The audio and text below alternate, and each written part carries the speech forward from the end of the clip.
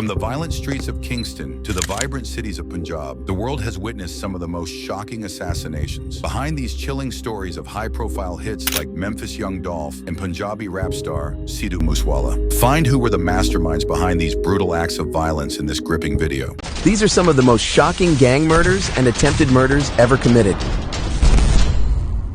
In November 2021, whilst buying cookies from his local bakery in Memphis, Young Dolph was gunned down by two men in a stolen white Mercedes. An autopsy report later revealed that he had been hit 22 times. Hundreds of people swarmed the scene of the attack, leading to a curfew being put in place to prevent civil unrest and violence. The investigation into the shooting led to 4 suspects being arrested. Cornelius Smith and half-brothers Justin and Jamarcus Johnson were all charged with their involvement in the shooting. Trials have been set for later in 2024. Although it's important to clarify that there is no concrete evidence or official information linking Gotti to Dolph's death, it's been reported that the 4th man arrested, Hernandez Govan, who is accused of arranging the shooting, could have possible links to Gotti after people online allege that Govan and Gotti's brother Mims were once associates, openly admitting once in an interview that he had been a target of violence since his teenage years. In September 2017, he needed emergency surgery after being shot in the valet parking area of the Lowe's Hollywood Hotel. The LAPD now wants to talk with rapper Yo Gotti following a shooting in front of Lowe's Hotel in Hollywood. The individual you've mentioned has been possibly identified as being involved in what took place earlier. To what degree, we have no idea at this point. 100 shots. Another rapper, Young Dolph, in critical condition, shot several times in the body. Lorenzo, your wife has finally cooperated. She's here. Police say they have hotel security video they're now looking over. But then in November 2021, Dolph's luck ran out. Prior to his death, rapper Soulja Boy was on Instagram Live speaking to his followers when a fan brought up Dolph's name. Speaking about his own beef with the rapper, Soulja jokingly put a bounty on Dolph's head for information about his whereabouts, saying, "I bet $100,000 this won't give me an address. How about that? Look, I got 100K cash. Look, DM the address and you can have all this in my hand. How about that?"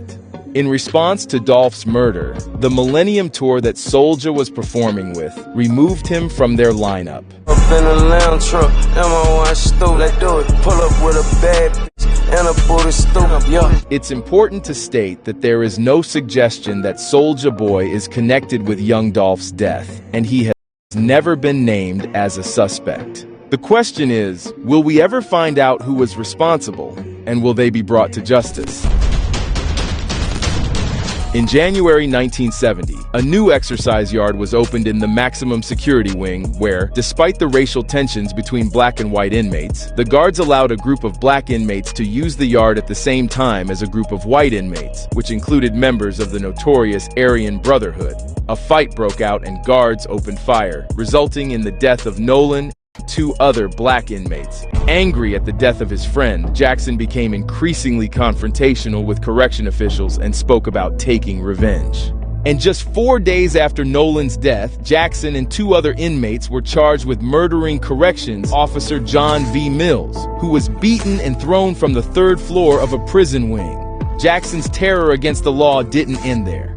In August 1970, after discussing a civil lawsuit with a lawyer, Jackson was being escorted back to his cell by Officer Urbano Rubiaco, who noticed that Jackson was wearing a wig. Jackson suddenly produced a pistol from beneath it and demanded Rubiaco open all the cells, leading to inmates overpowering the correction officers. The standoff resulted in the deaths of 3 officers and 2 prisoners and a chance for Jackson to try and escape. After obtaining keys, Jackson escaped to the yard, but he was fatally shot from a tower. To gain respect from the other violent prison gangs, the lowriders established a "don't go down easy" mentality, where members are ordered not to surrender to law enforcement officers. And if a member is arrested without putting up the proper resistance, including trying to kill the cops, he would be tried and punished by his lowrider brothers when he returned to prison. In January 1997, at 4:30 a.m., accelerated his noticed Matthew Nall, a known lowrider who was on the run.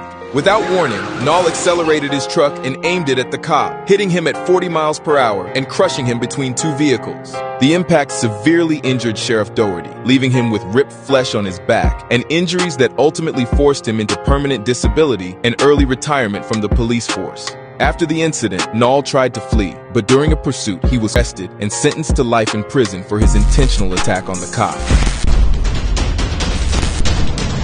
Black Axe quickly gained a deadly reputation and was soon to become responsible for one of Nigeria's most infamous mass killings, the Obafemi Awolowo University Massacre. On July 10, 1999, at 4:30 a.m., a death squad of 40 axemen, all clad in black, burst into a university dorm, waving shotguns, machetes, and axes, massacring numerous students who had been protesting of cults. One of the victims included George Yemi Iwale, popularly known as Africa. After bursting into his room, the Black Axe shot Africa directly in the head, and when they were certain he was dead, they split his head with an axe. The Nigerian university scene still has a vital place for the gang's workings, as male undergraduates, aged between 16 and 23, are Black Axe's primary recruits. But the incident that grabbed international attention, casting a spotlight on their brutality, was the 2018 Bronx killing of 15-year-old Lisandro Guzman Feliz. In a case of mistaken identity, Guzman Feliz was jumped by 5 Trinitarios who were out hunting their enemies. After finding him in a local bodega, they dragged him onto the sidewalk where they beat and stabbed him to death. The murder was captured on security cameras and cell phones and went viral, causing outrage across the world and within the celebrity scene.